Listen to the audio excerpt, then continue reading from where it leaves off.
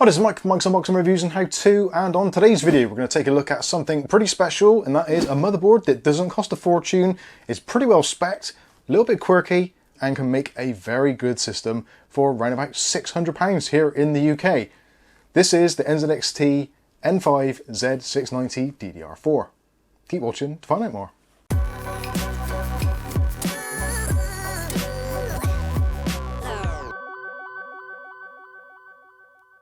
Okay, so in today's video we'll be taking a look at the NZXT N5 Z690 DDR4 motherboard. This is a full ATX motherboard which supports 12th gen and 13th gen processors and is actually extremely well priced at this current time in the UK. This is late April 2023.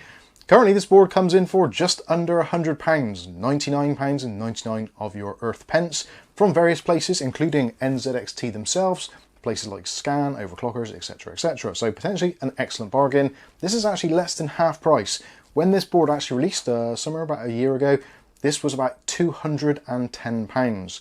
So to get it for less than half, I think is an incredible value proposition and potentially might be just the answer you're looking for at the moment, with motherboards being ridiculously expensive and even things like the humble B450 motherboards costing £70 to £80 easily in a lot of places. So that sucks completely.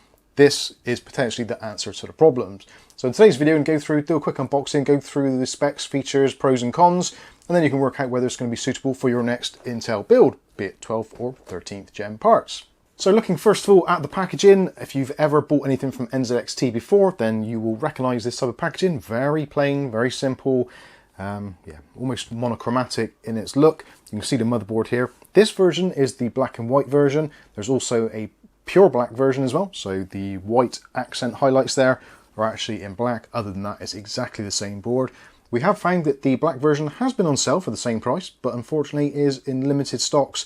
Does seem to be the more favourable of the two, but fortunately the heat sinks on both the top VRM and also for the chipset are removable, so if you do fancy getting a little bit handy with a can of spray paint, then you certainly can do very, very easily indeed. On the back of the box is where things get a little bit weird and wacky, which is something which is a kind of constant theme across this board.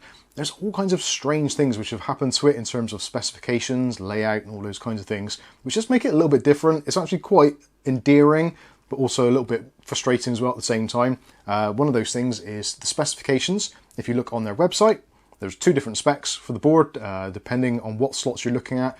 Some say they're Gen 4 x 16, some say they're not, and the same goes for the M.2 ports. If you look actually on the back of the box, you'll notice this is what I can pretty much recommend as being the actual specifications, but on the website it's very different.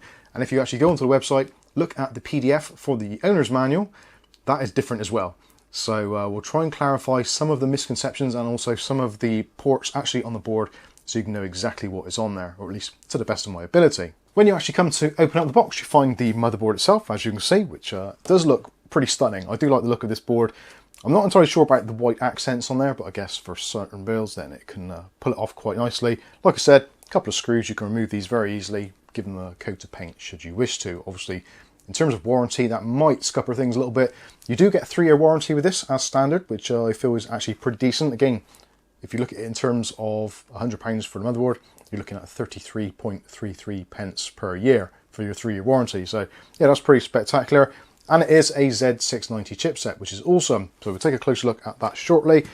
Also included in the box, there are a bunch of baggies, which can contain your M.2 screws and extra mounting pillars. And because there are a ton of M.2 ports on here, you get a lot of screws. So there's actually 4 M.2 slots on here for various types of drives, which we'll take a closer look at when we do a run through of the board. You also get a pair of antennas, however you want to pronounce it. That is for the Wi-Fi 6E, which is built into the motherboard. You also get a very handy selection of Sata cables. So there's actually 4 Sata cables in here, which actually is perfect because there's only 4 Sata ports on the board. So unlike most motherboard manufacturers where you maybe get a pair or possibly even one these days, actually to get a full set of 4 is pretty cool. And you also get a user guide, user manual, etc., which is a pretty good fold out thing. It's absolutely huge, so I'm not going to unfold that. Potentially, I would say your best bet is to go over to the PDF on their website to download the manual on there, or look for it or browse for it. It's a lot easier to manage. Anyway, with all that said, let's take a look at this board and see what it's all about. So like I said, this is the Z690 chipset, so pretty much the cream of the crop for 12th gen. Originally when this board came out, there wasn't any support for 13th gen. They have added it as of BIOS revision 9, and I'm pleased to tell you that it does actually support some of the C0 stepping processors, such as the Intel i5 13500, which some of you who watch the channel may know we've had problems with Asus boards with this previously, where it just wasn't recognized. There has been a slight weirdness where, with that processor on this board, didn't recognize the HDMI output straight away for some bizarre reason. Even with the latest BIOS, it didn't recognize it at all, so I did have to put an additional graphics card in here to get an output to get into the BIOS, and then after installing Windows, the HDMI port was working. Whether or not that's an early bug or whether it's something inherent with the 13500 and the Z690 chipset, I'm not entirely sure. If you've got any idea on that, please let us know in the comment section. We'd be very glad to know. But in terms of 13th gen support, all of the 13th gen processors that are currently on the market are fully supported, at least if you've got a graphics card on models that need it, and potentially for this one. But yeah, we'll go into that in more detail in another video. So let's take a tour of the board and see what it's all about. So in this top section, we've got two EPS connections, one 8-pin and one 4-pin, so you can supply a little bit of extra juice. Realistically, I think most people will be happy just with using the 8-pin, but if you do want to supply the motherboard extra power, you can do by adding the extra 4-pin. You've also got this really nice VRM heatsink. This is a 9-phase VRM, so it's an 8+1. Nice layout, you've got 50 amp chokes on there, so potentially can deliver quite a reasonable amount of power. It's not the most powerful board in terms of VRMs. A lot of boards these days come in with 80, 90, 100 amp VRM stages and also more phases. So if you're looking at extreme overclocking on 13900K, this probably isn't the board for you. But for pretty much most other processors and just for normal regular use, I think you're going to be absolutely fine with the stages which are provided. In the middle, we've got our LGA 1700 socket and socket cover. Moving across, we've got 4 RAM slots. So this is supporting DDR4 up to DDR4 5000 megahertz overclocked. And also it does support 128 gigabytes over the 4 slots. As per usual, if you're just using 2 slots, use slots 2 and 4 to get the system up and running. Moving across, we've got there's a very small hidden CPU fan header there. The fan header's on here, again, one of those weird quirky things, but we'll address that. At the top there's an AIO pump header, and underneath that we have a system fan header. Now the system fan headers are marked out in a particularly weird way. You'd expect them to be numbered in some kind of logical progression, but that's fan header number 1. That one I think is number 3, number 2 and number 4 down the bottom, and there's none over the far side. So yeah, it's a kind of a weird quirky layout. They all support up to 2 amps on each header, so if you want to put on water pumps or particularly large fans or even daisy chaining fans, you shouldn't have any issues there. All of the fan controls are going to be done in the CAM software. Now, even though this motherboard is basically produced by ASRock, it has got its own custom BIOS and it also does have its own custom software. So you will be needing to use the NZXT CAM software for fan control and also RGB lighting or ARGB lighting control also. Next to the fan headers at the top, there is a diagnostic D-LED, which is always a nice thing to see. So if you're having problems with the system, it will light up telling you what the problem is, either being CPU, DRAM, VGA, or your boot. If all the lights extinguish or go out, then it means everything's fine and your system should have booted. Moving across from there, this is where things get a little bit weirder again, because obviously this is an NZXT motherboard. You've actually got 2 dedicated addressable RGB headers for the NZXT CAM style. So you've got 2 of those there. And then underneath that, 24-pin power connector. Underneath that, we've got a front panel connector for USB 3.0. Again, we've got our strangely numbered fan header there. Also a Type-C front panel connector, which is always a nice thing to see. You've also got an additional USB 3.0 header there, so front panel header, which you potentially might want to use and actually downgrade it to a USB 2.0. You'll see why in a little bit, but it's nice to see that you've got one which is pointing kind of outward, one upward, so depending on your layout of your case, motherboard, etc., then you might want to plug in your connector in one or the other just to make it look a little bit tidier. Both of them provide exactly the same speeds. Underneath the USB 3.0, we've got our 4 SATA ports, so that is SATA 3, 6 gigabit per second. You've also got your chipset cooler there, which no fans included, just a simple metal cooler there, which is pretty good. Again, you can take that apart and change the color of it should you wish to. The only other cooling option on this board, which is included out of the box, is on this M.2 slot here at the top. So this is PCI Express Gen 4 x 4. That supports PCI Express NVMe drives only. Underneath that, we've got our PCI Express Gen 5 x 16 graphics card slot, which is going to be backwards compatible with Gen 3 and Gen 4. Underneath that, you've got another M.2 slot. So that one is PCI Express Gen 4 x 4 also. And that one will only support NVMe drives. That is going to be coming from the CPU, chipset, etc. Underneath that, we've got a PCI Express Gen 4 x 1 port. And next to that, you've got your onboard Wi-Fi, which is Wi-Fi 6E, also supports Bluetooth 5.2. Also an M.2 E-type connector. So if you do want to change that at some point, you certainly can do. Underneath that, we've got a PCI Express Gen 4 x 4 slot, but actually in a x 16 size slot. So it's only wired for x4 at the bottom there, but you do have a full width slot. So if you want to put in a graphics card, you can do, but only transmit or transfer data at x4 speeds. Probably going to be better off for things like capture cards, that sort of thing. Underneath that, another PCI Express Gen 4 x 1 port. And then at the bottom there is another port. This is the one that confuses me because it says various things in various places. So technically, it is a PCI Express Gen 4 x 16 size slot, but it appears to only be wired for x1. So depending how it's been done, I'm guessing that is going to be PCI Express Gen 3 x 1. That makes most sense to me. They have stated on the back of the box as well that it's PCI Express Gen 3 x 4, but being that it's only wired for x1, I can't see how that is physically possible. I will try and do some testing on this just to clarify if I can, if I've got the ability to do that. Then if I do get any updates, I'll put that in the video description. But I think most people probably won't be paying a great deal of attention to especially the x1 slots. The fact that you've got a Gen 4 x 4 there, I think is going to be the primary one which people might want to put maybe a capture card or some other M.2 ports on. Although realistically, because you've got so many M.2 slots, you probably don't need to do that. So going back to the M.2 slots, you've got the one at the top, PCI Express Gen 4 x 4. Got this one there, PCI Express Gen 4 x 4. And the bottom one there, you've also got PCI Express Gen 4 x 4. So tons of bandwidth there, at least that's what it says in the manual. And quickly, we'll go to the back of the board, because bizarrely there is another slot on the back. So this is going to be PCI Express Gen 3 x 4, although in the manual it actually states PCI Express Gen 4 x 4, but on the back of the box it says something different. I'm pretty sure that is going to be Gen 3 x 4, judging by where it is, etc. So like I said, this is a very quirky setup, and yeah, there's all kinds of differing information, so it is actually quite hard to work out what is what. But what we do know what is there is a CMOS battery there, which is nice and easy to access.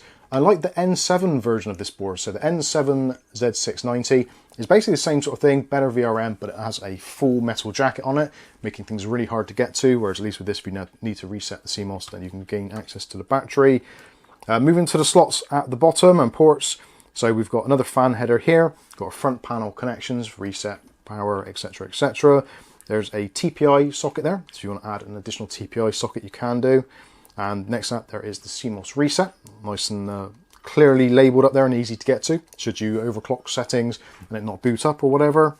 Moving across, we've got our USB 2.0 port, which is just a single port, which again is one of those things which I think is a bit of a mistake, being that a lot of NZXT's own stuff is actually connects to the motherboard via USB 2.0. Now you don't have to have so many, because obviously you've got the two ports at the top, which kind of make possibly one of those redundant. But if you've got other things which need a USB 2.0, which they are becoming more and more popular for that sort of stuff, then it would have been nice to have seen two of those. Again, because you've got two USB 3.0 front panel header connectors there, you can actually convert those back to USB 2.0 should you need to. So it isn't the end of the world, it just means potentially you might have to spend a couple of quid just to get yourself an adapter, but not the end of the world, just one of those, again, a quirky thing, having lots of modern expansion, but lacking in legacy stuff. Talking of legacy, next to that we've got a 12 volt RGB connection, and next to that, another slightly odd thing, there is only a single solitary 3-pin 5 volt addressable RGB.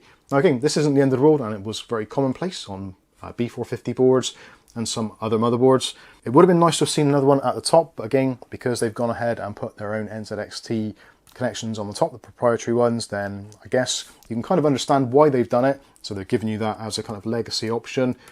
I personally would like to see more. Again, It's going to be one of those things, very much like with the USB 2.0. If you need more addressable RGB headers, then you could buy a very cheap and simple hub, connect it into there, run it through the back. Because you will also find it potentially, depending on your cooler, some coolers which have got addressable RGB, the leads aren't particularly long. So to get it from the cooler up over the top of the motherboard and down the back and then back up again into that port could be challenging, to say the least. So you might need an extension, or like I said, potentially buy yourself a hub. Moving along at the bottom, so we've got more of our audio outputs there, and also you've got your capacitors for the audio setup there. The audio on this is the ALC897, which is absolutely fine. It supports 7.1 audio, but you're probably going to struggle to use that, and I'll show you why next. So now we're going to take a look at the rear I/O, and you can see now exactly where some of the cost savings have come into this. Looking at our 3 audio ports there, so going back to what I said about the ALC897, 7.1 surrounds supported, but if you do want to do that, you're going to have to use your front panel audio connectors and those and tie them together. Realistically, I think there's more of a niche these days for people using 7.1 audio, and if they do, potentially they're going to be using it on a USB output or some kind of audio DAC. So not the end of the world, just again one of those weird things that happens. Anyway, so we've got USB 3.2 Gen 1 ports, 2 of those there. Underneath that, HDMI, which is for use with onboard graphics for your processor, supporting up to 4K 60. You've got 2 SMA connectors there for the Wi-Fi antenna. Good positioning as well, because if the motherboard is going to be upright, which I guess in most cases it will be, so your antennas are going to be there facing vertically, which makes sense. Then you've got full access to all of this down the bottom. The only 2 that might be slightly problematic are the 2 USBs, which are slightly offset, so it shouldn't be the end of the world. So I think that's a logical place to put them. Next to that, you've got some USB 2.0, so some older legacy ports there. And also you've got your BIOS flashback button, which will be very useful, because if you're picking up a 13th gen part, then you will need to flash the BIOS in order to get it to work. That is pretty easy to do. We've done a standalone video on that. If you want to see how all that works, then we'll link that in the video description also. Next up, USB 3.2 Gen 2 ports, so 10 gigabit per second, Type A and Type C. And next to that, we've got another 2 USB 3.2 Gen 1 ports, and that one there is the specific BIOS flashback ports. Again, if you want to see that video, please click on it. Above that, we've got our Realtek RTL8125BG chipset, so that is 2.5 gigabit LAN, which is always a nice thing to see. It's starting to get more and more popular with 2.5 gigabit LAN. The hubs are still quite expensive, but it does make a tangible difference. I use 2.5 gig LAN on our system here at Mike's Unboxing, and transferring files is so much faster. Getting almost 300 megabytes per second on PC to PC transfers, which is absolutely fantastic. Yep, and at the end there, you have got your audio jacks, which we'll probably not say too much about because they're pretty lame. So there you go. We've seen the back of the board again, so you've got the M.2 slot at the back there. The board itself, I find already, has a little bit of a bow to it, so it's actually bowing down a little bit. There is a little bit of flex to it. It's not the thickest of PCBs. It's not your kind of usual high-end motherboard. It's basically a relatively low-end ASRock motherboard, which they've tarted up, for want of a better word, with some NZXT branding. Don't get me wrong, it's got some cool features. The original price at around about £200 put it pretty much on par with things like the Tomahawk, which was a much better board in general because it had much better VRMs, etc. Although did lack out on some of the M.2 ports. But I feel at the moment, for £100, this is an absolute scorching deal, and I can't understand why it hasn't got hotter. We found this on UK Hot Deals, and yeah, it seems to be fitting the bill. This processor works fine. I've done it, set it up, used it. There's no kind of weird quirks about the system. It all works very well. The only thing which I'd say is a little bit weird, NZXT's support page is kind of all over the place, and you download things like chipset drivers, and typical thing with Intel, you always want to pick up those extra drivers to make sure that everything in Device Manager is installed and working. But having said that, when it all works and it's all put together, it runs very nicely. I've got no issues there. There was no thermal throttling or anything with our processor. Not that you'd kind of expect it. This is only a 65 watt part, so it should run quite well anyway. I think for most modest builds, I think this is going to be a very good choice. And of course, it does give you the options when the K-series processors from 12th or 13th gen do get a little bit cheaper as they're getting towards their end of their life cycle. You're going to be able to pair it onto this board and still be able to get all the features that you should normally, overclocking, etc., because this is a Z690 chipset. So you've got all those overclocking opportunities ahead of you, should you wish to use them, or if you just want a decent board for your mid-range PC right now for 12th or 13th gen, this pretty much is the best on the market, certainly at the price. But what I think about it isn't important, what you think about it is. So let us know your thoughts on this one in the comments section below. I'll be really interested to see what your thoughts are on this one, now that it is such a cheap price. So I think that's going to wrap things up. This has been the NZXT N5 Z690 DDR4. I've been Mike, this is Mike's Unboxing Reviews and How To, and hopefully we'll catch you in the very next video. Thanks for watching.